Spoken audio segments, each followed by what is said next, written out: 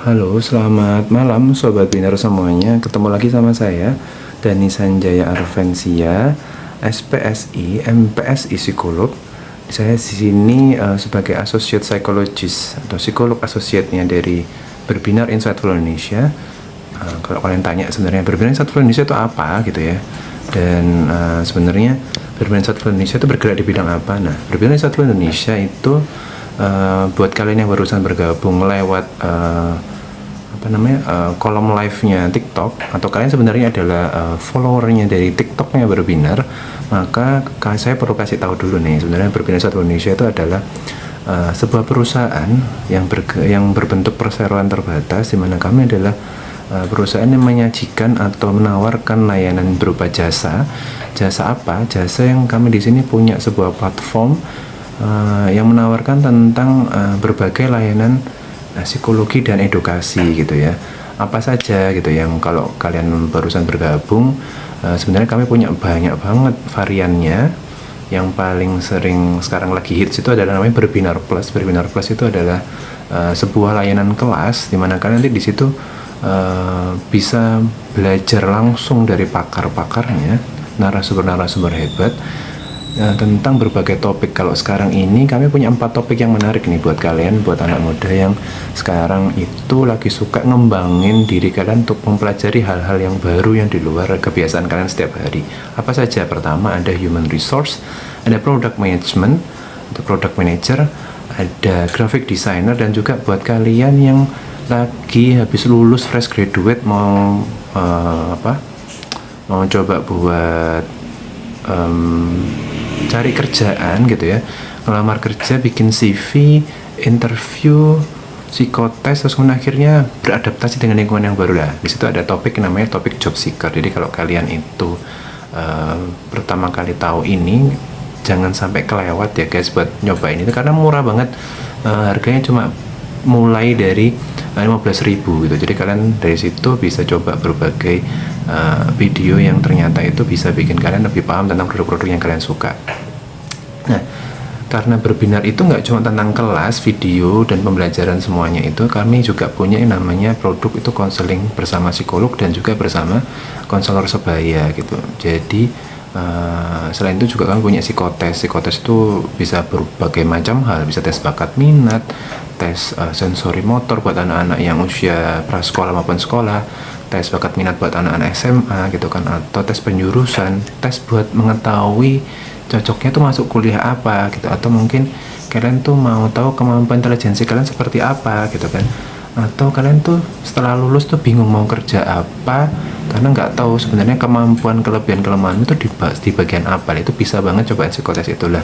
Kalau kalian mulai dari Berbinar Plus, dengan mencoba Berbinar Plus bayar 15.000, kalian bisa dapat harga yang miring banget buat dapetin produk konseling bersama psikolog maupun yang psikotes. Lah gimana caranya?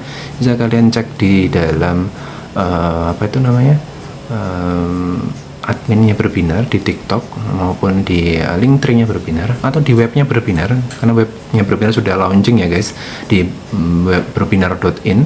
Bisa kalian buka di sana, kalian cek di sana sebenarnya apa aja sih benefit yang didapat. Salah satunya pasti potongan harga. Kalau kalian lewat Berbinar Plus untuk nyobain 2 produk yang harganya lumayan premium di Berbinar gitu ya, konseling dan psikotes, itu kalian akan dapat harga lebih murah kalau lewat Berbinar Plus gitu. Tapi kalau kalian mau langsung, nggak pengen nonton video tapi langsung pengen konseling, itu juga bisa banget. Jadi kami di sini sangat memfasilitasi teman-teman semuanya yang butuh berbagai layanan psikologi maupun layanan-layanan untuk pengembangan skill dan kompetensi kalian kayak gitu. Jadi buat kalian yang penasaran kayak gimananya gitu ya, produknya apa aja dan varian produknya apa aja, bisa kalian datengin langsung websitenya Berbinar, atau kalian tonton langsung di TikTok atau Instagramnya Berbinar, atau langsung login atau masuk aja, klik langsung di link tree-nya Berbinar. Kalian bisa dapat informasi yang berbagai hal dari Berbinar. Kenapa kami berusaha memberikan semua itu dengan berbagai varian dari yang murah sampai yang paling mahal,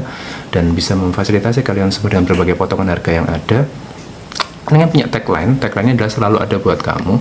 Jadi artinya kami berusaha memberikan yang terbaik dari orang-orang yang terbaik untuk bisa kalian jangkau dengan kemampuan bayar kalian yang berbeda-beda. Jadi kami selalu ada buat kamu gitu. Jadi itu sedikit tentang pengenalan Berbinar dan produk-produknya apa aja.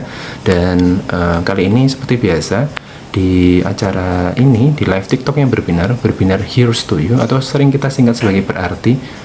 Saya sampai lupa ini sudah episode keberapa gitu ya. Di sini saya mendampingi kalian untuk ngebahas tentang berbagai hal. Ini bedanya sama versi live Instagramnya Berbinar di berbinar.in adalah kalau di sana kalian akan spesifik banget topiknya. Kalau di sini kalian akan bisa ngebahas berbagai hal gitu ya, dari sudut pandang perspektif psikolog gitu ya. Kebetulan sini saya sebagai psikolog yang diminta oleh perusahaan untuk bisa mendampingi kalian di acara pada malam hari ini. So, manfaatkan momen ini sebaik-baiknya karena ini nggak lama guys. Ini cuma 30 menit aja ngomong sama psikolog gratis, ngomong berbagai hal, mau tanya apapun bisa banget di sini. Tulis aja komen kalian di bawah di TikToknya Berbinar di live ini gitu ya. Atau kalian bisa ikutan nimbrung dengan minta invitation gitu ya. Biar aku bisa klik, bisa kalian bisa ngobrol, muncul langsung wajahnya di sini live TikTok bareng saya untuk ngebahas tentang hal-hal itu gitu ya. Ini saya mau invite beberapa teman-teman yang ternyata juga ikutan ngeramein acara pada malam hari ini.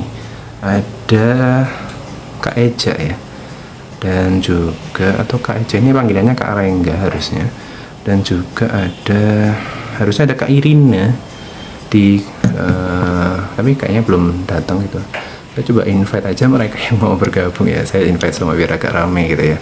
Karena lama banget kayaknya kita nggak kumpul bareng kalian gitu ya. Kenapa? Karena kemarin episode minggu lalu saya hanya melihat di luar gitu. Maksudnya saya tidak ikut bergabung dalam edisi live TikTok kali ini. Karena apa? Karena mungkin kita mencoba edisi baru dari Berarti Berbinar Here's to You yang dipandu oleh Kak Jamal 1418 dan juga ada Kak Melin kalau nggak salah waktu itu, tentang ngebahas tentang dunia kerja gitu ya. Dan sepertinya waktu itu lumayan seru, rame tentang pembahasan itu. Jadi sekarang pun meskipun sama saya, kalian boleh banget nanya apapun itu yang bikin kalian bisa lebih teredukasi, lebih dapat informasi baru, lebih bisa kejawab segala permasalahan di hati. Atau kalian ditanyain teman kalian tapi kan nggak bisa jawab waktu dicurhatin, nah kalian boleh tanya di sini, mumpung ada psikolog gratis, kalian boleh tanya apapun itu gitu. Gitu dari saya. Saya mau nyapa dulu beberapa teman yang sudah live bersama saya ini, yang lewat live TikTok maupun sebagai followernya Berbinar. Nah gitu. Ya enggak apa-apa, kan nggak harus nonton ini kan. Kalian jangan lupa juga buat kalian yang kelewatan sesi 30 menit ini yang sangat berharga gitu ya menurut saya, kalian bisa banget buat nonton versi recorded versionnya di YouTube-nya Berbinar, karena Berarti ini juga akan ditayangkan di YouTube-nya Berbinar. Jadi kalian bisa putar kapanpun, tonton kapanpun, tapi jangan lupa buat subscribe di YouTube-nya Berbinar Insightful Indonesia gitu. Nah ini ada beberapa teman yang bergabung, boleh banget silakan kalau ada pertanyaan post aja di bawah. Buat Kak Ray, Kak Sally, boleh banget juga tanya di bawah mau bahas apa gitu kan. Kalian boleh banget ngeramein acara malam hari ini, sampaikan keluh kesah kalian, atau kalian mau bahas sesuatu yang mungkin itu menarik dan kalian penasaran kira-kira dari sudut pandang psikolog itu gimana sih kata psikolog itu gitu. Halo, selamat malam Mas Denny. Dari kalian, oh ini ada Kak Aulia, silakan. Oke. Suara aku kedengeran jelas ya? Suaraku kedengeran nggak Mas? Silakan Kak Aulia. Oke. Sebenarnya aku mau nanya ini sih Mas. Jadi kemarin itu lewat di TikTok tentang kayak misalnya mental anak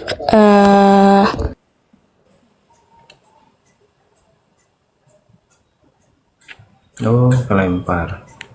Kayaknya Kak Aulia. Halo, suaraku masih ada? Masih aman, masih ada.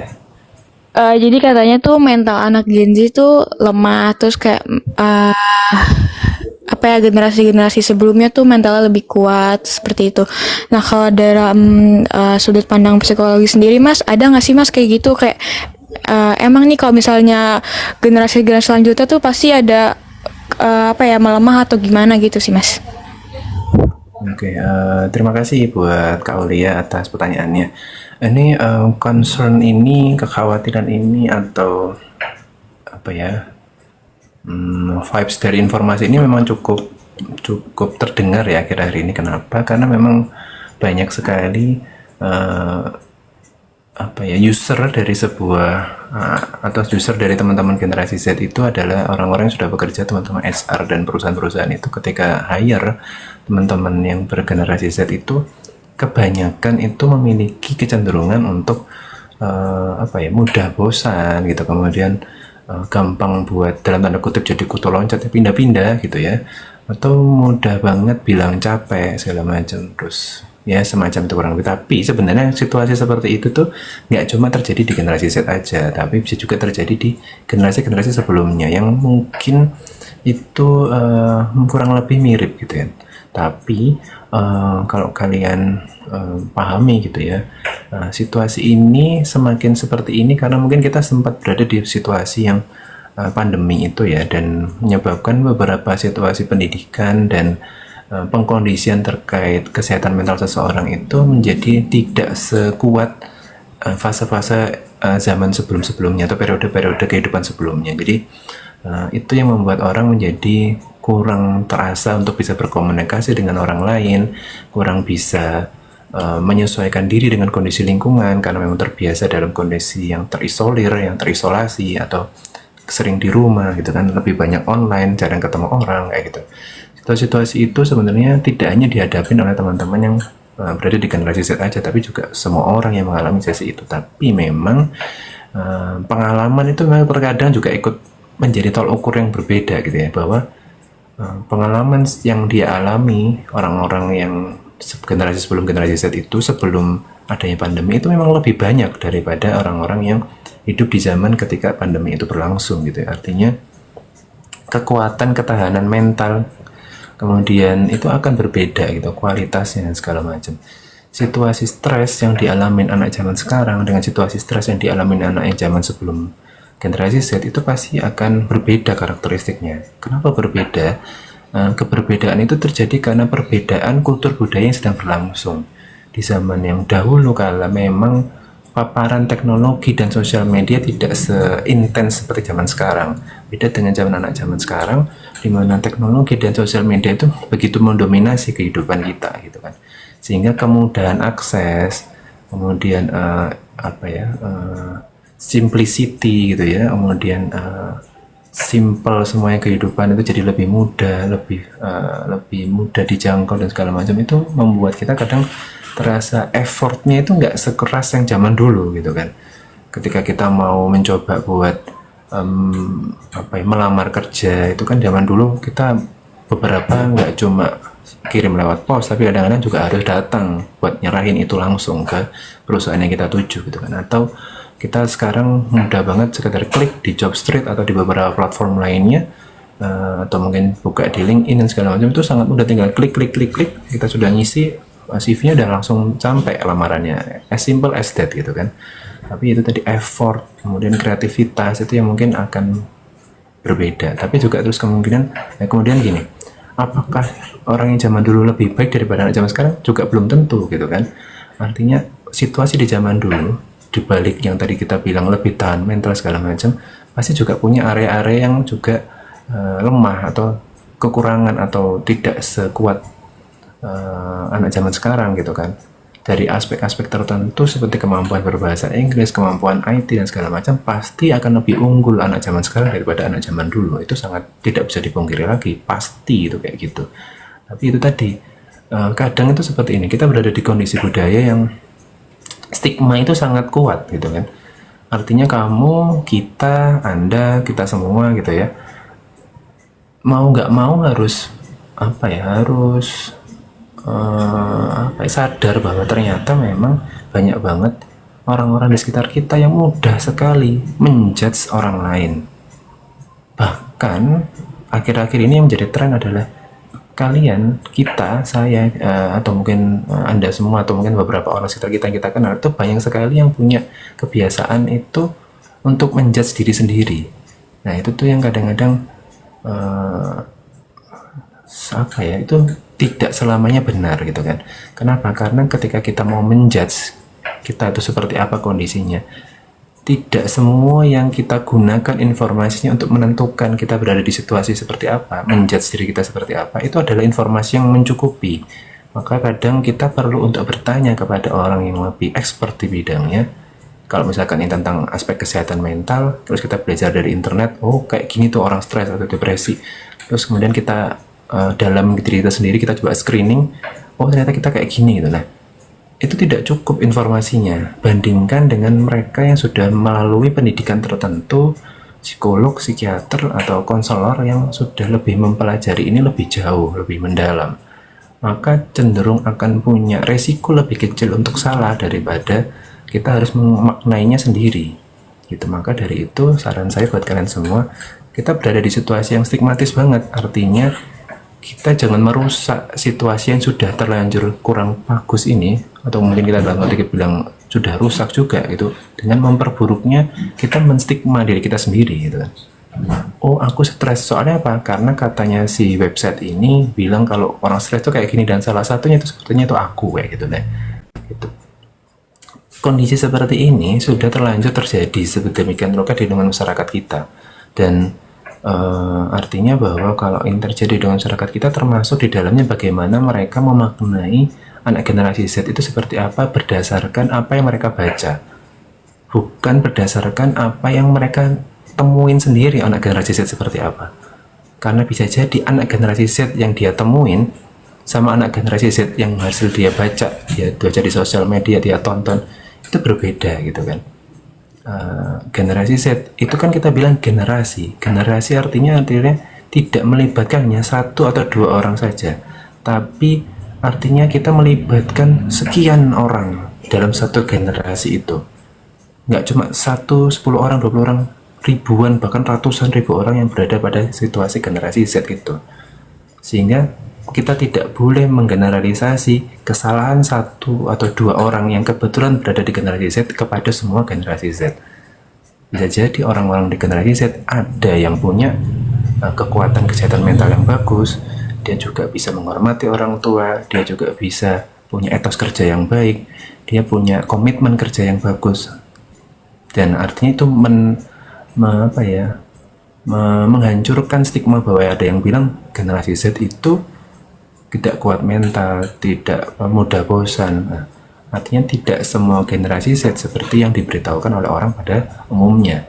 Nah, kita tidak boleh ikut terhanyut ke dalam arus yang itu. Kenapa? Karena bisa jadi itu membuat kita jadi semakin jauh dari kenyataan yang sesungguhnya. Karena kalau kita semakin ikut ke dalam arus itu, kita secara nggak sadar juga mengakui bahwa kita termasuk generasi Z yang seperti itu. Maka kamu perlu banget untuk bisa, kalian semua perlu bisa yang merasa kalian generasi Z, kalian perlu bisa banget buat membuktikan bahwa apa yang dikatakan oleh semua orang itu tidak seperti banyak orang bilang bahwa oh anak generasi Z itu seperti ini sehingga berbeda dengan generasi sebelumnya.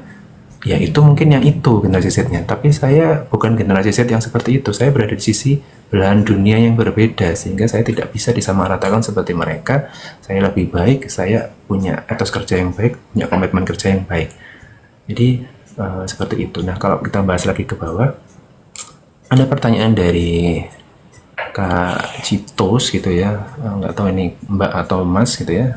Terima kasih atas pertanyaannya. Seperti self-diagnose begitu ya Pak, berarti betul bahwa kita itu kebiasaan baca sesuatu, kita pantulkan ke diri kita sendiri. Oh, yang saya baca itu terjadi nggak sama diri kita gitu kan. Akhirnya kita merasa bahwa kita sudah benar dengan membaca buku itu, sosial media itu, IG itu, YouTube itu, kita tonton podcastnya, Spotify segala macam. Terus kita bilang, oh kayaknya aku juga kayak gitu deh. Padahal ada informasi yang terlewat. Informasi apa? Kalau kalian pelajari secara lebih mendalam, ketika kalian belajar tentang psikologi atau psikiatri, ketika kita mau bilang seseorang depresi atau tidak, orang itu stres atau tidak, itu kita perlu memenuhi beberapa syarat yang penting. Syarat apa saja lah, itu hanya bisa dibaca lewat buku yang namanya Diagnostic Statistical Manual yang dikeluarkan oleh